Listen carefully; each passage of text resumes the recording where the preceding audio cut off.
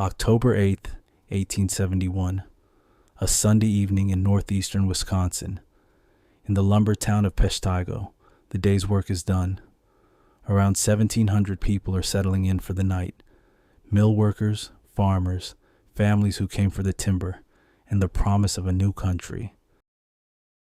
For weeks, the air has smelled of smoke. Small fires have burned at the edge of the clearings for days. The people have learned to live with it.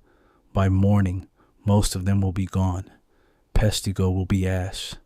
And across the region, more than 1,000 others will die on the same night, in the deadliest wildfire in American history. This is the story of the Peshtigo Fire, and the lessons written in its ashes.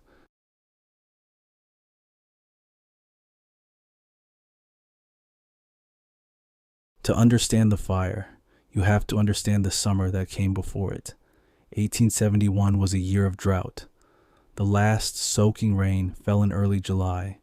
For 3 months, the forests of Wisconsin and Michigan baked. Peshtigo was a boomtown built on wood. Its woodenware factory was the largest in the country. All around it, crews cleared land the fastest way they knew. They cut and they burned. Railroad gangs burned a path for the coming tracks.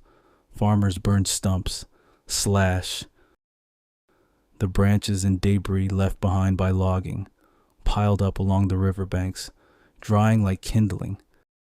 Everywhere, small fires. Nobody thought much of it. This was simply how the frontier was cleared. The whole country was a woodpile. It only needed a wind.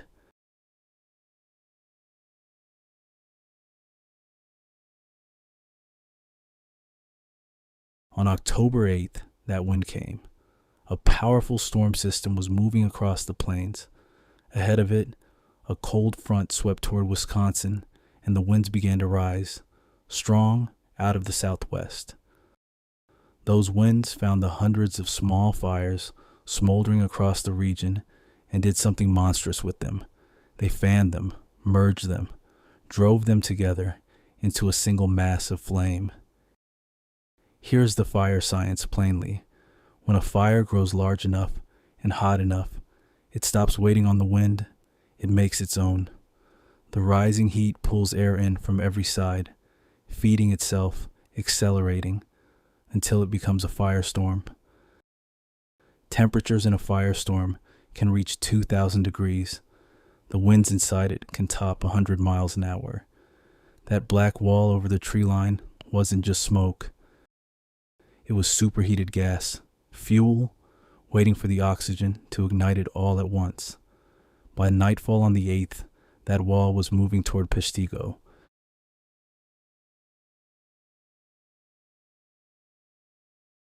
It reached the town after dark. Survivors described it not as a fire, spreading, but as the sky itself catching. A roar louder than any voice, a rain of burning sand.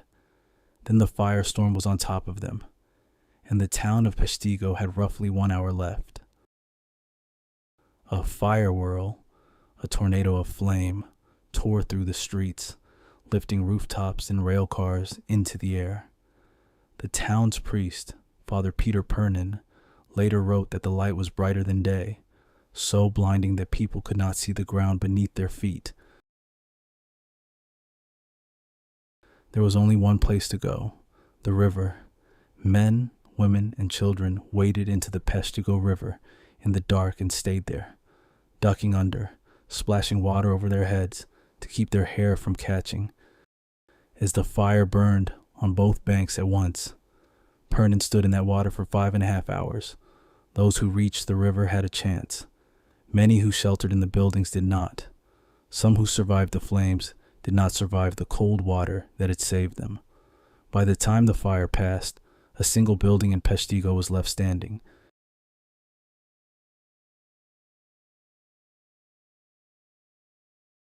Peshtigo was the largest town in the fire's path.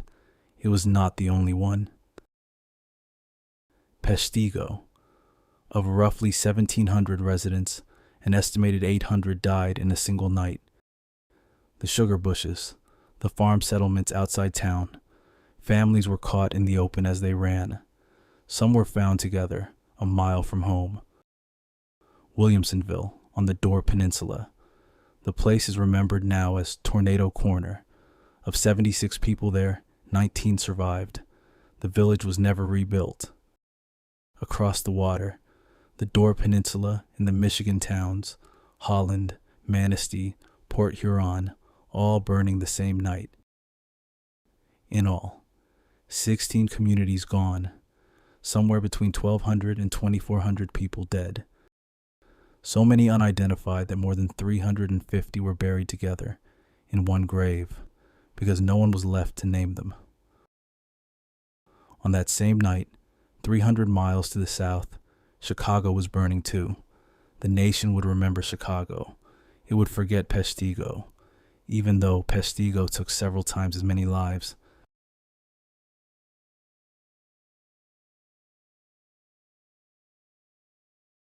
When the rain finally came on October 10th, there was little left to save.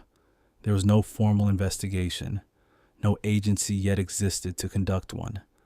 The town's records had burned with the town. Much of what we know survives because one priest wrote it down. And here's the hard part of Peshtigo's story. For a long time, almost nothing changed. The logging went on.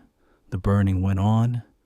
Wisconsin would face major fires again and again in the decades that followed. The lesson was there in the ashes, but the country was not yet ready to read it.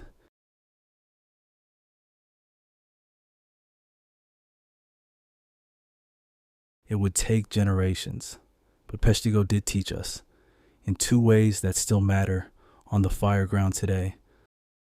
The first is fire behavior. What happened here became a case study in how a firestorm is born, how heat, fuel, and wind combine until a fire generates its own weather.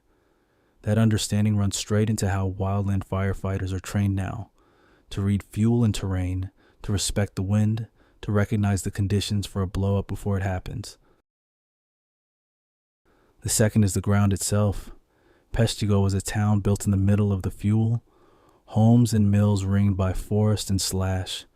Today we call that the Wildland-Urban interface, and we have watched its danger return in our own time.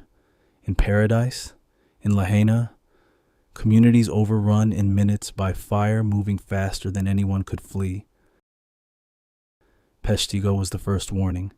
Fire weather forecasting and the incident meteorologists who now stand beside firefighters on the line exist because we finally learned what a dry forest and a hard wind can do together.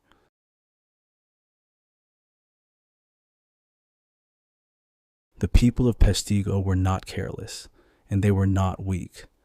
They lived by the rules of their time, in a landscape whose danger they did not yet fully understand. They paid for that knowledge so that we would have it. Every firefighter who reads the wind before the flames arrive is carrying their lesson forward. Stories like this one deserve to be remembered. And if you know a fire that should be, tell me in the comments. Every case study in this series starts with someone saying, "You should cover this one." If this video earned it, helps more people find these stories. And if you want to be here for the next one, subscribe. There's more where this came from. I run 2 other channels, The Stoic Firefighter, on the mindset this job demands, and Firefighter Connection, for anyone building a career in the fire service. Both are linked below. Until the next alarm, learn the lessons, pass them on.